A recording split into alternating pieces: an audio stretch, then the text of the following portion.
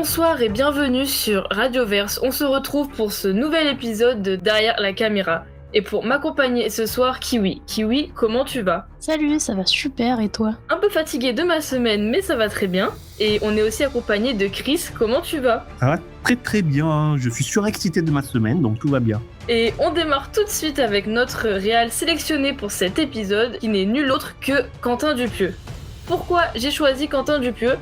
Déjà car il est français et je crois qu'on n'a pas encore eu trop l'occasion d'aborder le cinéma français dans cette émission. De plus, c'est un réalisateur à la fois que j'aime beaucoup et à la fois que je ne comprends pas du tout, et il y a certains films que je déteste, et on est là ce soir pour en débattre tous ensemble.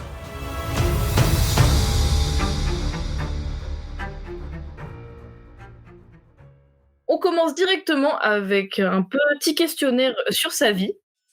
À votre avis, avant d'être réalisateur, quel autre métier artistique a-t-il fait et sous quel nom? Musicien. C'était Monsieur Oiseau. Exactement, il était compositeur et c'était bien sous le nom Monsieur Oiseau. Est-ce que vous avez déjà un peu écouté ce qu'il faisait ou pas du tout? Du tout. Alors c'est amusant parce que il est venu à la musique par le cinéma, il est resté à la musique parce que ça fonctionnait par la musique, et ensuite il est retourné au cinéma. C'est-à-dire qu'il a commencé par faire un petit court-métrage qu'il a vendu à Canal+, à la section court-métrage, et Canal+ s'est inquiété de savoir si la musique qui était dans le court-métrage était libre de droit ou pas, ou s'il s'était acquitté des droits d'auteur. Il ne s'était pas acquitté des droits d'auteur, et du coup il a composé lui-même la musique de son premier court-métrage, et c'est comme ça qu'il s'est pris de passion pour la musique. C'est quand même fou. Exactement. Merci Chris pour ce petit storytelling. Ensuite, comme tu l'as dit, il a fait un peu cinéma, musique, cinéma, et il est revenu dans le cinéma en tant que réalisateur. Et est-ce que vous sauriez me dire en quelle année il a fait son premier long métrage et quel était son nom? Alors moi je connais le nom, je pense, le titre du film, mais j'aurais du mal avec l'année. Camille, est-ce que tu connais l'année, toi? Je crois que je l'ai un peu sous les yeux avec les notes, mais Ah, vas-y, lance. c'est en 2007. C'est ça. Et c'est Steak? Exactement. Double réponse, top là, oui. Mais il me semble que c'est un film que personne n'a vu, et si quelqu'un a des petites infos à nous glisser peut-être sur ce premier opus. Oui, c'était un film avec Eric et Ramsey dans des rôles un peu à contre-emploi, on va dire.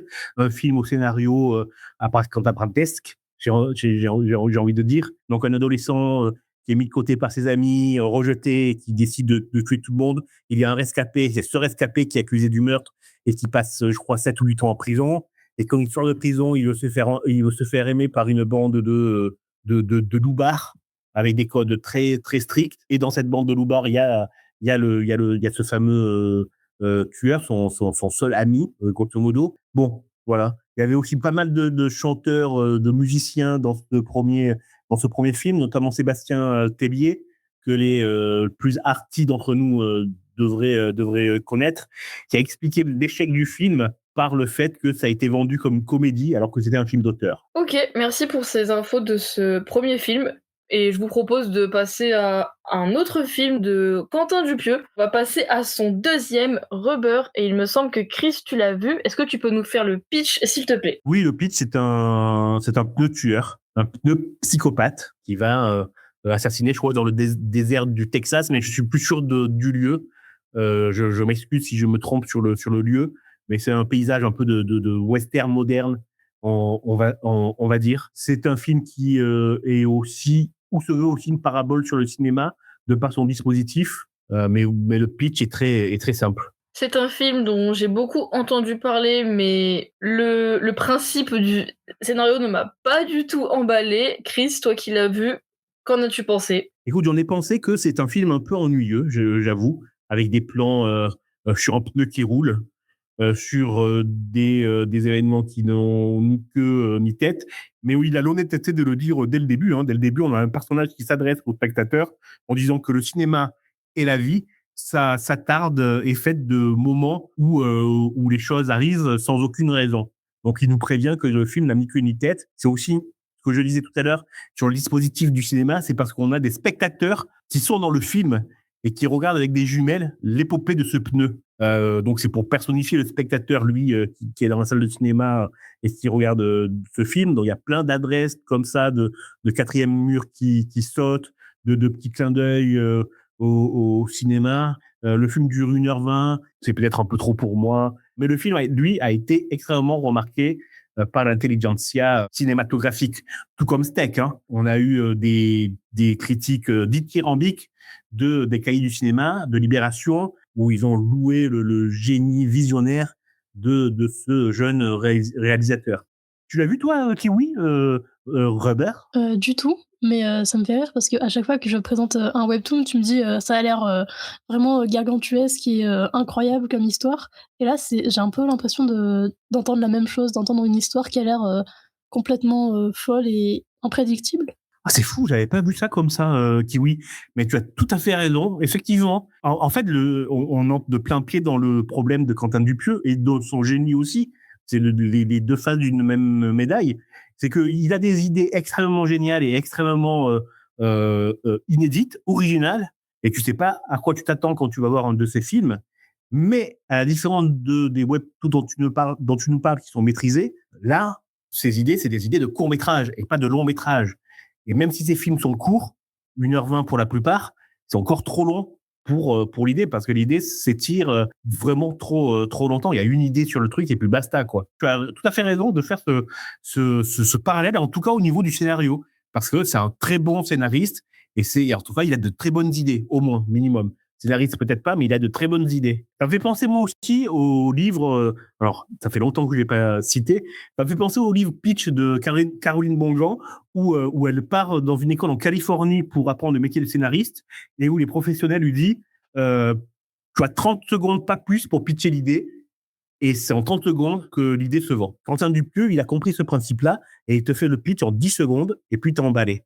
Puis après, tu vois le film, et putain, merde. Non, mais quand t'as fait le pitch, du coup, tout à l'heure de Rubber, bah, j'ai l'impression que c'est, pas dans tous ces films, mais dans certains, c'est un peu vraiment la même mécanique et les mêmes histoires qu'on retrouve, sauf qu'on va changer cet élément un peu bizarre. Moi, par exemple, ça m'a vraiment fait penser directement à Mandibule, avec juste cette histoire d'une grosse mouche qui après se retrouve dans des situations vraiment inattendues, avec des personnages très excentriques, mais j'ai un peu l'impression que sur certains films, il tourne un peu en rond et il te recycle juste des bonnes idées qu'il a pu avoir, mais il te les met dans un contexte tellement bizarre que parfois ça peut être un peu comme un coup de génie, ou parfois je trouve que c'est juste raté et c'est dommage car, comme tu l'as dit, il y avait du potentiel. Oui, mais c'est la même technique, hein, effectivement. Tu l'as bien identifié, à mon avis, c'est la même technique pour tous ces films. C'est pareil pour, par exemple, Incroyable mais vrai, qui repose sur un trou dans une maison, et si tu descends dans ce trou, eh ben, tu rajeunis de quelques heures. Donc, plus tu descends, plus tu rajeunis. Donc, si tu passes ta journée à descendre dans le trou, tu rajeunis de quelques jours, il me semble. Bon, et à partir de là, qu'est-ce que tu veux faire comme film? Mais oui, oui, c'est le même principe. D'ailleurs, je me posais une question par rapport à ces films. Est-ce que vous pensez que, un peu comme à la manière de Tarantino, il a réussi à relier, ses films avec certains personnages ou certaines histoires où en fait tout serait dans le même monde, ou alors, pas du tout et juste tout est un peu séparé? Ah, ça, c'est une très, très bonne question. Et je t'avoue que c'est la première fois que je me la pose, puisque c'est la première fois que je l'entends. Et alors, moi, je dirais non, je vois aucun rapport avec des. J'en ai vu une dizaine, je crois, et je vois pas de rapport en vrai. Hein. Est-ce que toi, tu en as vu, Kiwi? Bah, peut-être juste le fait que le monde soit un peu, enfin que ce qui leur arrive est très étrange, mais qui reste quand même très calme, par rapport à ce qui leur arrive et qui donne cette atmosphère. Mais à part, l'atmosphère et l'univers qu'il a réussi à créer dans ses films à chaque fois, j'en vois pas plus que ça de rapport. En plus, il y a plusieurs personnages qui jouent dans plusieurs films, mais qui ont pas le même, le même personnage. Donc, peut-être pas, mais ce serait marrant, que ces films soient reliés d'une manière ou d'une autre. Oui, oui, c'est un univers parallèle, une terre parallèle, où les choses seraient tout à fait pareilles, mais pas vraiment. Le C'est ça. Dupieux univers. Oui, pas mal, et on peut creuser, effectivement. Peut-être tu voulais ajouter quelque chose sur Mandibule, Kiwi, parce qu'il me semble que tu l'as vu. C'est un film sympa à regarder, on rigole bien devant. Puis, le duo du Palmacho, je sais pas si c'est le premier film que j'ai vu avec eux au cinéma, mais en tout cas, c'est un film que je trouvais, marrant et sympathique et comme ils étaient dedans, c'était encore plus drôle. Je pense qu'il y a pas, grand-chose à dire en plus. Je vous propose de parler du film Yannick, car j'ai l'impression aussi que c'est un des films les plus accessibles de Quentin Dupieux, et c'est un film qui fait un peu l'unanimité, peu importe si on aime ou pas Dupieux, ou en tout cas pour moi c'est le film qui est un peu le plus simple et où il n'y a pas vraiment de choses excentriques, mais pour autant ça en fait un très bon film et je pense pour moi un de ses meilleurs films. Est-ce que tu es d'accord, Kiwi? Je dirais que c'est oui, le plus accessible, même si ça se bat un peu avec, L'accident de piano que je trouve quand même, tout aussi accessible. Mais, je pense que le fait que ce soit, en huis clos et qu'on voit tout le temps les mêmes personnages pendant 1 heure et demie, qu'il y en a pas de nouveaux qui apparaissent, ça rend aussi le truc un peu accessible. C'est, il y a une unité de lieu et de temps, on sait que ça va durer, 1 heure 10 je crois et que, bon, c'est quand même beaucoup de blabla, mais le duo, Raphaël Quenard et Pio Marmaille, aide beaucoup à rendre, cette discussion dynamique. Ouais, c'est ça. C'est le génie des 2 acteurs qui interprètent très bien leur rôle. On y croit dès le début, quoi. Et moi, je dirais pas que c'est un film, c'est son film le plus accessible. J'aime pas le terme accessible. C'est surtout son film le plus abouti, le plus réussi.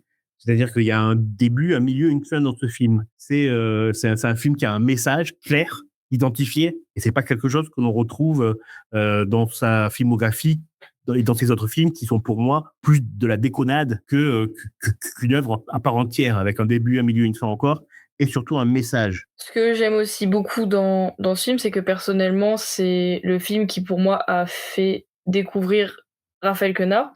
Même si je l'aime beaucoup, aujourd'hui, à mon goût, on le voit un peu trop dans trop de films français, mais j'ai l'impression que c'est grâce à ça qu'il a un peu vraiment commencé à démarrer sa carrière et c'est vraiment le rôle qu'il a le mieux tenu, même si je compare, je pense, avec ses films plus récents, je pense que c'est vraiment un de ses rôles les plus marquants et qu'il a joué à la perfection. Bah, après, il a quand même fait, Chien de la casse la même année, ou juste avant, qui est sorti juste avant et il a vraiment été révélé là-dedans et après il y a eu Yannick où là, effectivement, il a explosé mais dans Chien de la casse, c'est quand même mieux.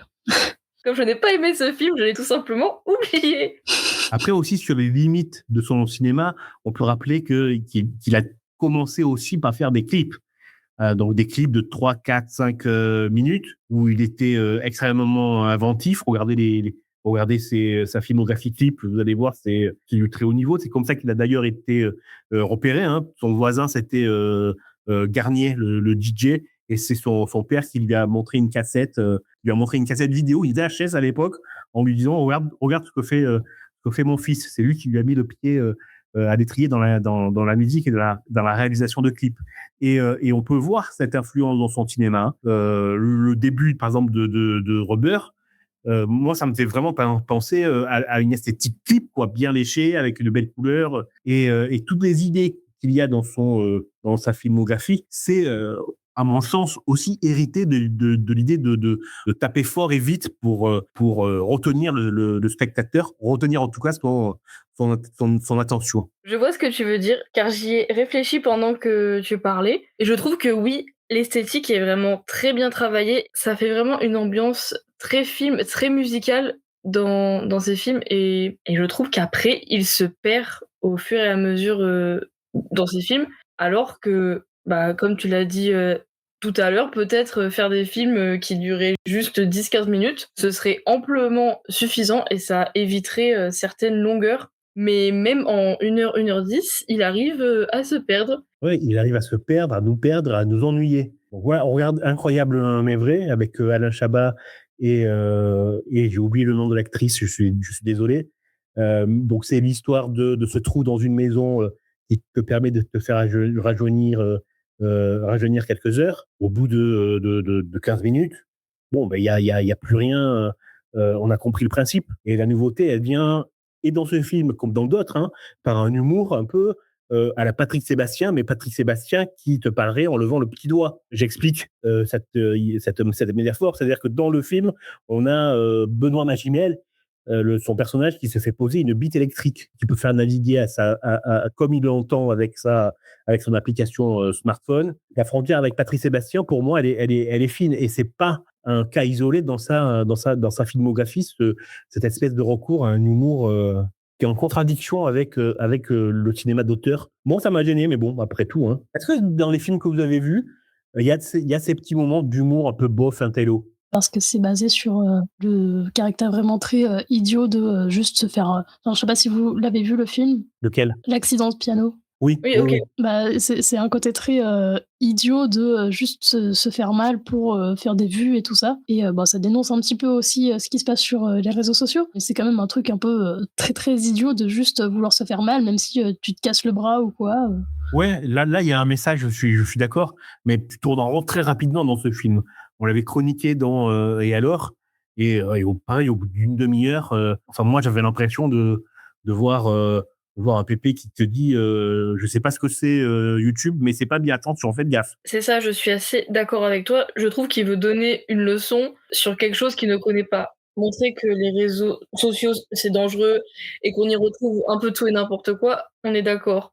Mais la façon dont il fait passer le message, on dirait vraiment un, entre guillemets, boomer qui a lu quelques infos, vu quelques vidéos sur internet et qui s'est un peu arrêté là, mais sans vraiment comprendre les vrais problèmes qui peut se trouver sur internet et juste en balançant le peu d'infos qu'il avait dans un film. Et c'est un film que j'ai trouvé sympa, mais voilà, que malheureusement la morale est pas trop cohérente ou en tout cas pas très bien travaillée. Après, il me semble que je sais plus exactement par rapport aux dates, mais il me semble que le film il vient, juste avant ou juste après, le drame qui s'est passé avec, Jean Pormanoff, si je me trompe pas. C'était un groupe de streamers qui, streamaient sur, Kick, la plateforme, qui est beaucoup plus, bah, je vais pas dire ouverte d'esprit parce qu'il y a quand même plus de violence et plus de sexualité sur cette plateforme, du coup, c'est pas forcément, plus d'ouverture d'esprit. Mais du coup, il y a eu, ce groupe de streamers qui ont fait plusieurs jours de stream et du coup,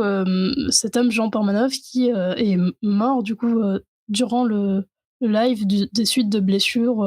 Oui, alors, oui, excuse-moi, j'avais pas fait le rapprochement, mais oui, oui, Jean Monov, on en a parlé dans l'interview de Thibaut Ress, qui a écrit Le Camp de minuit sur Gérard de Suresnes à Fun Radio, à l'époque des radios libres, et on a fait le parallèle effectivement avec Jean Pormanov.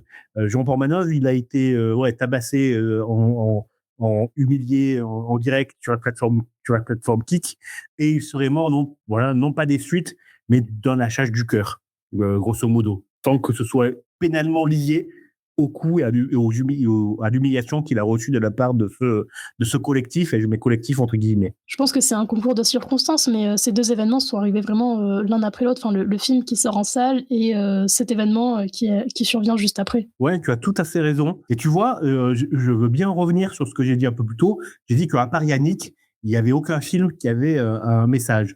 Ben là, tu viens de me le prouver, l'accident de piano, il y a un message derrière. Est-ce que vous voyez d'autres messages dans d'autres films et qui me seraient peut-être passés au-dessus? Je t'avoue qu'en réfléchissant au film que j'ai vu, Mandibule avec une énorme mouche, ça va pas me faire aller bien loin au niveau, Même Dali. Dali, c'est pour moi, c'est un exercice de style d'un étudiant en cinéma, comme pas mal de ses films, hein, qui sont, à mon sens, des exercices de style.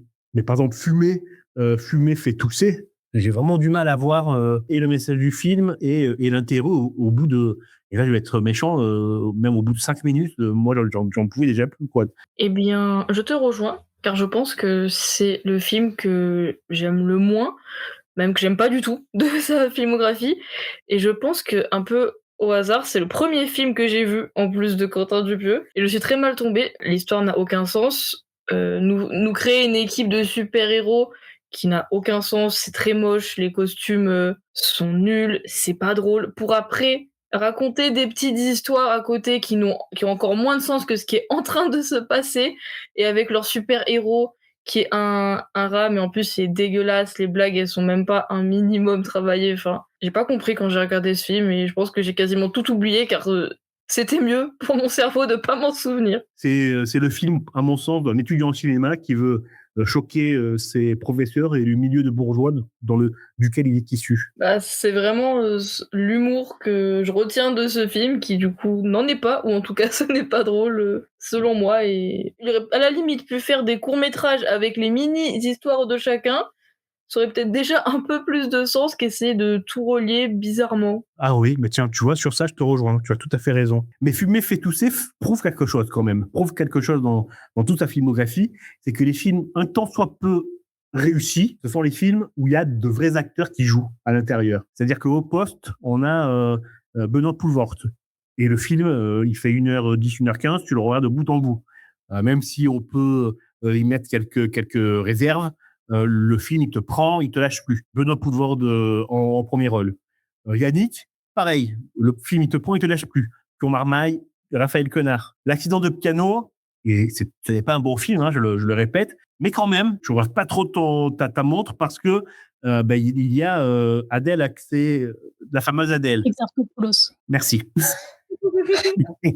Merci Kiwi, la fameuse Adèle. Tu vois, les films qui me marquent ou qui m'ont marqué moi, c'est parce qu'il y avait des acteurs et d'où l'importance du travail de l'acteur pour rendre crédible une situation, un film et un scénario bancal. En plus, c'est des films qui durent pas longtemps, c'est entre 1h10 et 1h20, 30 il me semble maximum, mais c'est même moins long qu'un petit film parce que c'est vraiment un truc que tu regardes très vite fait si vraiment t'es fatigué le soir et au-delà du fait que comme tu dis, tu t'ennuies devant le film, moi personnellement, j'aime bien les films qui se posent au contraire et qui sont assez longs, mais du coup comme c'est long mais en 1h10, tu quand même moins le temps d'attendre le film que si jamais ces films duraient 2 heures, quoi. Alors du coup, j'ai pas très bien compris où tu voulais en venir. Pour toi, c'est un point positif ou négatif? Tout dépend de comment tu le prends. Toi, comme tu disais que vous vous ennuyiez un peu devant le film, si j'ai cru comprendre. Oui.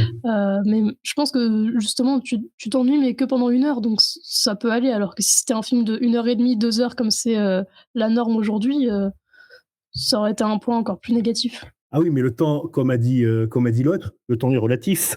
Donc, quand tu t'ennuies 1 heure ou quand tu t'ennuies 2 heures, tu t'ennuies, point. Et c'est d'autant plus cruel quand l'ennui est court. Parce que c'est des films, encore une fois, qui durent 1h10, 1h20. Et dans ce temps-là, tu t'ennuies, quoi. C'est bien la preuve qu'il y a un problème, tu vois. Que tu t'ennuies sur un film de 3 heures, Les Rayons et les Ombres, pour ne pas le citer, ok, je comprends, ça dure 3h40. Mais bon, sur un truc qui dure 1 heure, c'est quasiment impardonnable de s'ennuyer. Mais même avec des grands acteurs ou des bons acteurs, je trouve qu'il y a certains films qui marchent pas du tout. À l'image du Dain, qui est porté par Jean Dujardin tout au long du film, et j'ai pas encore compris ce film. En fait, j'ai l'impression que les acteurs font un film de Quentin Dupieux pour dire j'ai dans ma filmographie un film de Quentin Dupieux, mais je pense que même eux, ils savent pas trop où leur personnage il va, car le Dain, c'est violent pour rien, ça a vraiment aucun sens. Enfin, je me suis ennuyée devant et j'ai encore une fois pas trop compris. Donc vraiment, je pense que malheureusement, un acteur ne permet pas de sauver tous ces films. Oui, et ça me fait penser que Elijah Wood adore Quentin Dupieux et rêve de tourner avec lui. Et il a dit lors de la promotion de Wedding Nightmare 2, Elijah Wood, moi je l'adore, il a une filmographie de fou, je trouve. Vraiment, il choisit ses films depuis Le Seigneur des Anneaux à la perfection. Et ben, on verra ce que ça donne si Quentin Dupieux récupère la balle. Ok.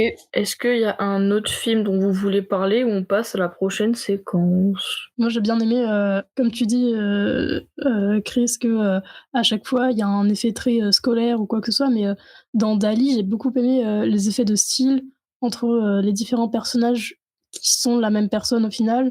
Par exemple, des séquences de rêve où il a réussi vraiment à me perdre alors que je m'étais dit non, mais là, c'est bon, j'ai compris. Et en fait, non. Et il y a aussi le côté très joli du décor qui fait vraiment des tableaux à certains moments et aussi très absurdes. Ouais, mais ça, effectivement, ça rejoint ce qu'on a dit tout à l'heure sur la production, sur les images léchées, sur la qualité du cadrage, et ça fait partie du charme de l'image et du label qualité Quentin Dupieux. Mais Dali, bon, c'est extrêmement ennuyeux, quoi. C'est vraiment pour moi un film d'étude. La scène où tu vois Edouard Baird parler à la journaliste qui n'en finit pas de marcher dans ce couloir. C'est un effet stylistique et c'est très long à la manière de la séquence du rêve qui est réussie, mais qui dure. Et ouais, c'est 3 petits courts-métrages sur un même sujet, veulent prouver la maîtrise du sujet et de la technique, mais la maîtrise technique, ça ne fait pas un film. Enfin, regardez La La Land, ok, la technique est super bien maîtrisée, Interstellar pareil, mais ça fait pas un bon film. Je te rejoins pas. Pour une fois, Dali, c'est un film que j'ai quand même bien aimé. Et comme l'a dit un peu Kiwi, moi je trouve que c'est un film qui marche. La scène du rêve, certes, elle est longue, je ne te contredis pas, mais je trouve quand même que ça marche. Et c'est quelque chose que je pense avoir rarement vu au cinéma. Donc même si c'était un peu long et que c'est un peu tiré par les cheveux par moments, je trouve que ça a fait plaisir de voir un film de ce registre-là. Puis encore une fois, il y a des acteurs qui marchent super bien dans le rôle de Dali. Il y a Edouard Baird, c'était qui les deux autres? Il y avait Jonathan Cohen, Gilles Lelouch et Pio Marmaille. Et Didier Flamand aussi, mais alors aucune idée de qui. Je veux bien mettre avec vous Dali dans la catégorie des films à peu près réussis, avec Au Poste. À peu près réussi, c'est très drôle. Et sinon, on l'attend en 2026 avec 2 nouveaux films. Dans un premier temps, Le Vertige, qui serait son premier film d'animation, avec notamment Alain Chabat, Jonathan Cohen et Anaïs Desmoustiers au casting. J'ai vu pour l'instant une seule image. J'ai encore pas compris. L'animation est très bizarre, car en plus elle est à l'identique des visages des acteurs. Bref, ça m'a beaucoup perturbée. Et vous, qu'en avez-vous pensé? Chris, qu'en as-tu pensé? Ben, j'en pense que je vais redire ce que j'ai dit tout à l'heure. C'est un film d'étudiant qui veut prouver quelque chose et qui veut une très bonne note, quoi. L'image qui est donnée est extrêmement bizarre. Ça fait pas du tout envie. C'est de l'animation. C'est même pas de l'animation à réessayer. Ça va être, je sais. Honnêtement, ça me fait peur. Vous savez à quoi ça me fait penser? Vas-y. Ça me fait penser au jeu sur 3DS, là, les grosses têtes ou un truc comme ça, où il faut détruire des vaisseaux spatiaux et tout ça.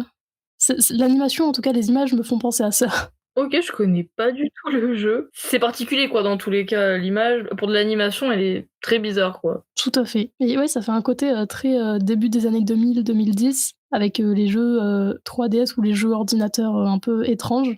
Mais en même temps, il faut pas juger un film à son animation, parce que regardez, par exemple, Azur et Asmar, qui est un très bon film, a quand même une animation un peu particulière à première vue. Ouais, je te rejoins sur ça. Tu as tout à fait raison, effectivement. Donc je me tape sur les doigts. Mais je pense que c'est un peu un désir du film, je sais pas du tout de quoi ça parle, mais là, juste en voyant l'affiche du film, il y a ces têtes vraiment très étranges et le texte qui a vraiment l'air d'être fait sur le premier site, enfin le premier logiciel que tu ouvres sur ton ordinateur, quoi. En Arial. C'est du pieux, quoi. Ce sera encore un truc avec pas trop de sens, qui va faire 1h15, qui aurait pu faire un quart d'heure et qui sera très spécial, mais j'aime beaucoup l'animation en général, donc je lui laisse le bénéfice du doute et on verra bien ce que ça donne. Après avoir lu le synopsis, ça a un peu plus de sens, l'animation. Jacques se rend chez son ami Bruno pour lui annoncer une nouvelle importante. L'humanité tout entière vit dans une simulation. Ah, c'est un effet de simulation. Ok. Bon, ça a déjà un peu plus de logique, t'as raison. Et tu vois, déjà, rien que l'idée, c'est intéressant. On revient au génie du pitch. L'idée est bonne, mais est-ce qu'elle sera bien exploitée? On se retrouve dans les salles, je ne sais pas quand. Le 10 juin 2026. Et bien le 10 juin, c'est parti. On le sera même un petit peu avant, puisqu'il fait la clôture du Festival de Cannes. Et je crois qu'il fait l'ouverture avec son autre film. Non, je crois que tu as raison. Full fil. C'est ça, avec Woody Harrelson et Kristen Stewart, dans une comédie dramatique, et j'ai pas trouvé plus d'infos sur le film, à part que il a collaboré avec des personnes étrangères, et là, pour une fois, pas des acteurs français. Ça tourne autour de la gastronomie. Full fil, ça raconterait a priori l'histoire d'un voyage à Paris d'un riche industriel américain en bisbille avec sa fille, et les retrouvailles vont tourner mal à cause de plusieurs facteurs. Ce qui est fou, c'est que c'est annoncé comme une comédie dramatique. On verra. Est-ce que c'est un film que vous iriez voir ou pas du tout? Mais moi, j'avoue, je vais être clair, mais je vais arrêter d'aller voir Quentin Dupieux au cinéma parce que je suis trop souvent déçu et je regarderai ça en DVD tranquillement. Et toi, Kiwi? Bah, je pencherais plus pour Le Vertige que Full Fil quand même, parce que ça a l'air d'être un peu plus original quand même. Mais ouais, je pencherais plus pour le voir chez moi, à la maison, peut-être avec des gens, parce que c'est quand même plus drôle que de s'ennuyer devant son écran. Allez, je change mon avis. On le mettra au programme de Et alors, on ira tous au cinéma. On ira le voir tous ensemble. Allez, c'est parti. Alors, je vous propose maintenant de faire notre petit jeu habituel sur cette émission. Je vous dis une citation d'un de ces films et à vous de retrouver de quel film il s'agit. Voilà ta pizza, papa, avec un supplément corbeau.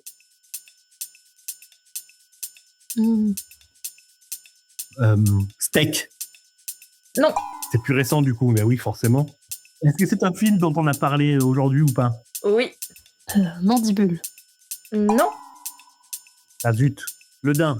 Non plus. Incroyable mais vrai. Non. Je pense pas que ce soit un film que j'ai vu, puisque ça me dit rien du tout. Si, tu l'as vu. Ah bon? L'accident de piano? Non. Dali? Non. Ruber? Oui, bravo. Eh ben, C'était long. on a sorti des rames. Allez, on passe directement à la citation suivante pour ne pas avoir l'échec de cette première citation. Le dernier arrivé est fan de Phil Collins. Incroyable. Non, fumer fait tousser. Non. L'accident de piano? Non plus. Deuxième acte. Non. Plus vieux, plus vieux. Mandibule? Non. Au poste? Non. Ça se passe en France, l'histoire, ou pas? Je sais pas, je ne l'ai pas vu, mais il me semble que c'est en France quand même. Il y a un acteur connu? Oui. Vedin? Non. Papa, tu veux nous rendre de fous? C'est son premier film. Le steak. Oui, trop Merci. Heureusement qu'il n'a pas 30 films dans sa filmographie, hein, parce que... Ouais, Ce serait chaque fois, on trouve le moyen de le donner en dernier. Hein. Allez, il en reste 2. Je compte sur vous pour les 2 dernières. C'est le monde qui est détraqué, quoi. Les gens pètent les plombs. Fumer fait tousser. Non. L'accident de piano. Non. Au poste. Toujours pas. Mandibule. Oui. Mandibule. Ouais. Ah, bravo. Je pense que la dernière, vous pouvez la voir. Vous débarquez de Cascouilleville, nom de Melun 77. Yannick. Oui. Bravo, Ouais. Kiwi. Gagne ce jeu. Face à Chris. Bravo. Dur. Eh bien, je vous remercie à toutes les deux d'avoir été présents pour cette émission. Merci à toi. Merci à toi.